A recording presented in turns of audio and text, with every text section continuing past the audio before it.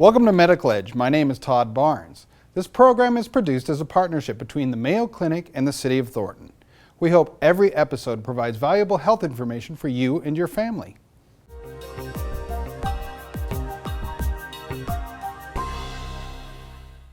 Yeah, oh, there we go. Wow. Amaya Manning just turned 1. She's an absolute delight for Mom and Dad, Sean and Amber. Yeah, she's a beautiful baby girl and just really glad that I'm here to enjoy the time with her. Amber almost wasn't here. Complications during Amaya's birth very nearly took her life. Amaya's vitals kind of kept dropping, so they decided to do an emergency C-section. At first, everything was going good. You know, from there, I guess things kind of took a turn for the worse. Sean recalls getting news that Amber was hemorrhaging badly. He was asked to approve an emergency hysterectomy to try to save her life. We need you to give us permission to do an emergency surgery. And I'm like, well, what's going on? And she said that they couldn't stop the bleeding. And I immediately looked at my partner and said, we should tell the pilot to get the blood. Tricia Riggett is a flight paramedic for Mayo Clinic's air ambulance service, Mayo 1. She was part of the medical crew that rushed to transport Amber to a trauma center. This is our blood cooler here at Mayo 1. After a vital stop at the hangar's blood supply refrigerator. We take this on every flight, no matter what kind of flight we're going on, so no matter where we go, we automatically put it in the helicopter and take it with us. We have 3 units of thawed plasma and 3 units of packed red blood cells in our blood cooler.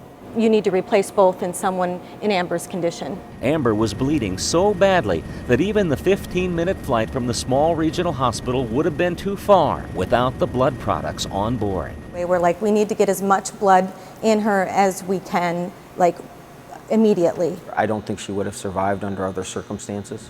Mayo Clinic Hospitals became the first in the country to carry packed red blood cells on its helicopters in 1988.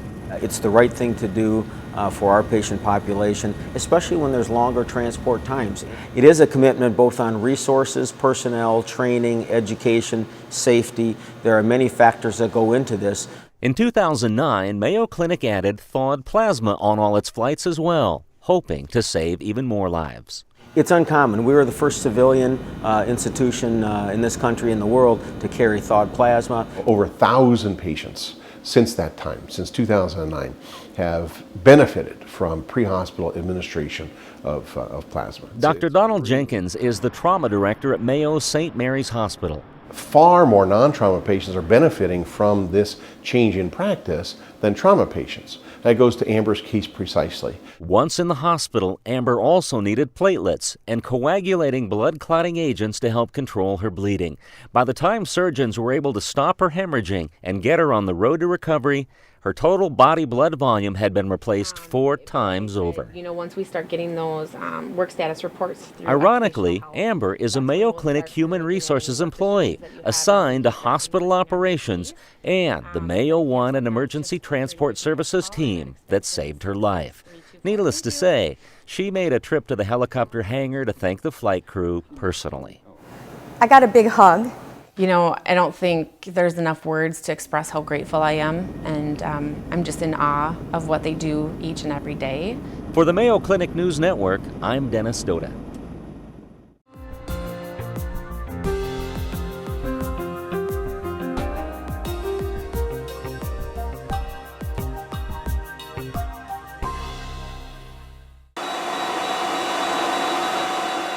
Mayo Clinic is shining a powerful new light on its efforts to reduce the risk of hospital-acquired infections, ultraviolet or UV devices that blast disease-causing microbes.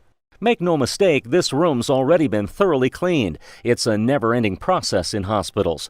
Just disinfecting the patient rooms at Mayo's facilities in Rochester, Minnesota is a major operation. We're talking just over 3 million square feet in the 2 hospital campuses, about 1,244 rooms. In spite of the best efforts, however, cases of hospital-acquired infections still cause troubling consequences. It makes hospital stays longer, patients feel worse, and sometimes they can die of these infections, and we would like to prevent that whenever possible.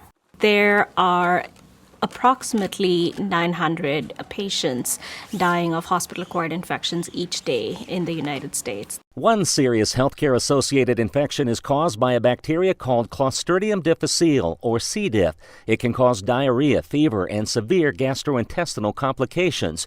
Even with disinfectant use, its spores are very stubborn, capable of surviving on surfaces for months.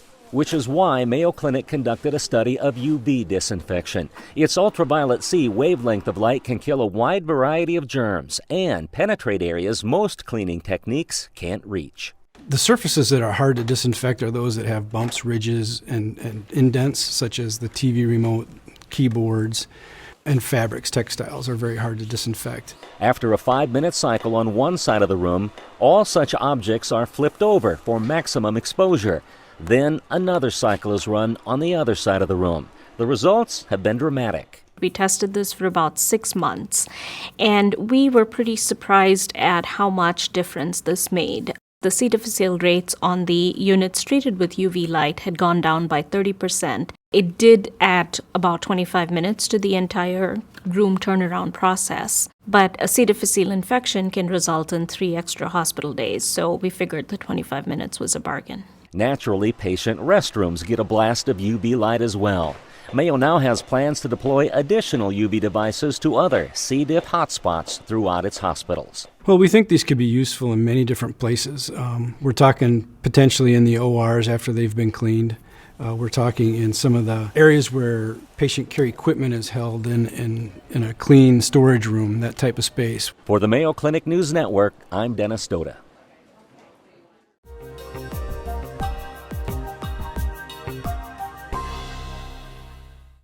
I felt we were out of control. I didn't feel well, realized we were getting pretty heavy. And with that came health issues, high blood pressure and high cholesterol. It was time to make a change, so Jennifer and Donald Nospish signed up for Mayo Clinic's new diet program. It's the healthiest way to lose weight quickly there is. Dr. Donald Hensrud is the editor-in-chief of the Mayo Clinic Diet Book. The Mayo Clinic diet consists of 2 phases. The Lose It phase is 2 weeks long, and people make quick changes in their habits. There's no counting calories or carbs. What you do is adopt 5 healthy habits and break 5 bad ones. The healthy habits are: eat a good breakfast, eat fruits and vegetables, eat whole grains, eat healthy fats like olive oil and nuts, and get moving with some daily exercise. The habits to break are no TV while eating, no sugar except what's naturally in fruit, no snacks except fruits and veggies, eat moderate amounts of lean meats, and no eating at restaurants unless it fits the plan. In the first 2 weeks, we both lost over 9 pounds. And once you saw those first 9 go, then it was like, we can do this. Jennifer and Donald are now on to phase 2, the Live It plan, which is also based on those habits. She's lost 50 pounds, Donald's lost 30, and they've kept it off for over 6 months. Now you might wonder if they felt hungry on this plan. The answer is not really. The calories in 1 donut equal about the same as 6 heads of lettuce, and the calories in 1 brownie this size, about 4 apples. There's enough experience here at Mayo and enough research has been done that we feel comfortable putting our name on this dietary program. A program that continues to work for Jennifer and Donald. For Medical Edge, I'm Vivian Williams. That's all for this episode of Medical Edge. To learn more about the stories featured on this program, you can find additional resources by visiting our website and following the link to the Mayo Clinic. Thanks for watching, and be sure to watch the next episode of Medical Edge.